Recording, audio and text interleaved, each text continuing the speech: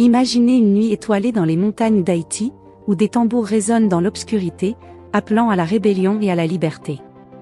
Au milieu de ce chaos, se dresse une figure imposante, le regard fier et déterminé, Jean-Jacques Dessalines.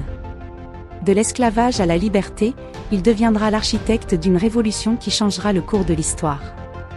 Sa vie est une saga de courage, de résilience et de détermination sans faille. Plongeons dans l'incroyable histoire de l'homme qui a défié un empire et fondé la première république noire libre du monde. Jean-Jacques Dessalines est né en 1758 dans la région de Grande-Rivière du Nord en Haïti, alors connue sous le nom de Saint-Domingue.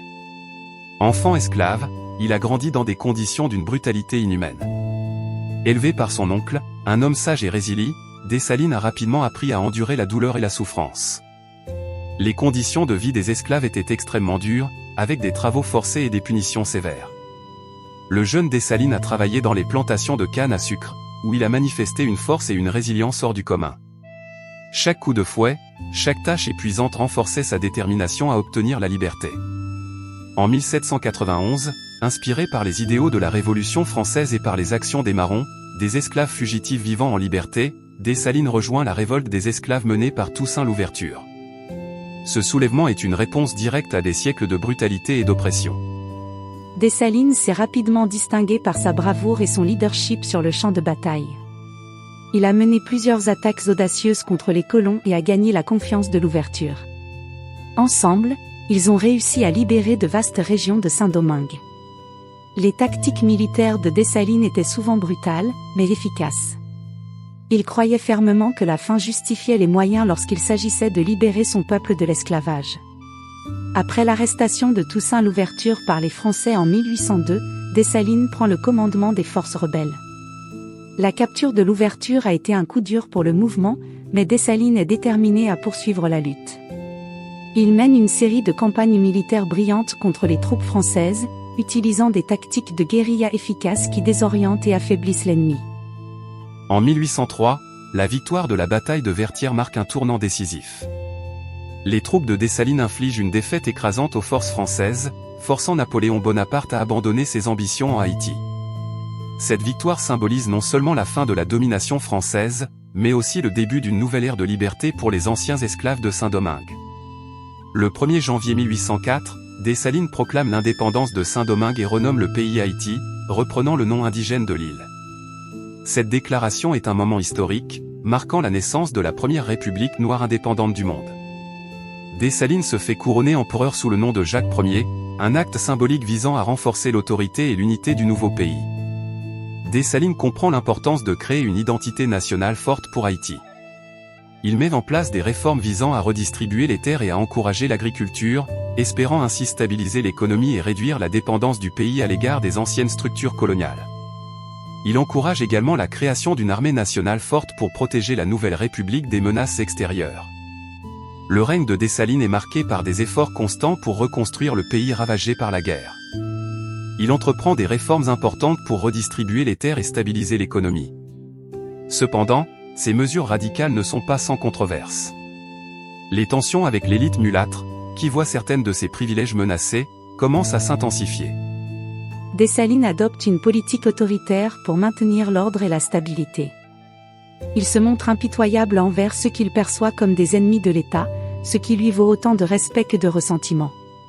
Ces réformes, bien que nécessaires, sont souvent mal acceptées et créent des divisions au sein de la société haïtienne. En 1806, Dessalines est assassiné par des conspirateurs au sein de son propre camp. Sa mort est un coup dur pour la jeune nation, plongeant Haïti dans une période de chaos et de division. Cependant, son héritage perdure. Dessalines est aujourd'hui célébré comme le père fondateur de l'Haïti indépendante. Ses actions et ses sacrifices ont pavé la voie à l'émancipation de millions de personnes et ont inspiré des mouvements de libération à travers le monde. Malgré les controverses entourant son règne, Dessalines reste une figure emblématique de la lutte pour la liberté et la justice. Son histoire est enseignée dans les écoles haïtiennes et commémorée lors des célébrations nationales. Son nom est synonyme de courage et de détermination face à l'oppression. Jean-Jacques Dessalines, de l'obscurité de l'esclavage à la lumière de l'indépendance, a incarné la lutte pour la liberté et la dignité humaine. Son parcours est une leçon de courage, de résilience et de leadership. Haïti, grâce à son sacrifice, est devenu un symbole de résistance et d'émancipation pour le monde entier. Son héritage continue d'inspirer des générations à lutter pour leurs droits et leur liberté. L'histoire de Dessalines nous rappelle que la quête de la liberté est un voyage périlleux, nécessitant une volonté inébranlable et une détermination à toute épreuve. Même face à des obstacles apparemment insurmontables, il est possible de surmonter l'adversité et de réaliser de grands changements. En s'unissant et en se battant pour la justice, nous pouvons transformer le monde et créer un avenir meilleur pour tous. Alors que nous terminons notre voyage à travers la vie extraordinaire de Jean-Jacques Dessalines, nous sommes rappelés de la puissance de la détermination et du courage. Dessalines, en dépit des immenses obstacles et des défis inimaginables, a réussi à libérer son peuple et à fonder la première république noire libre du monde. Son héritage est une source d'inspiration pour tous ceux qui se battent pour la justice et la liberté. Sa citation célèbre « La liberté ou la mort ». Si cette histoire vous a inspiré autant que nous, n'oubliez pas d'aimer, de commenter et de partager cette vidéo. Abonnez-vous à notre chaîne pour ne rien manquer de nos futures explorations de figures historiques qui ont marqué le monde. Ensemble, continuons à apprendre de ces héros et à nous inspirer de leur courage pour faire face à nos propres défis. Et rappelez-vous, l'histoire est façonnée non seulement par les grands événements, mais par les actes courageux des individus déterminés à changer le monde. Merci d'avoir été avec nous, et à bientôt pour une nouvelle aventure historique.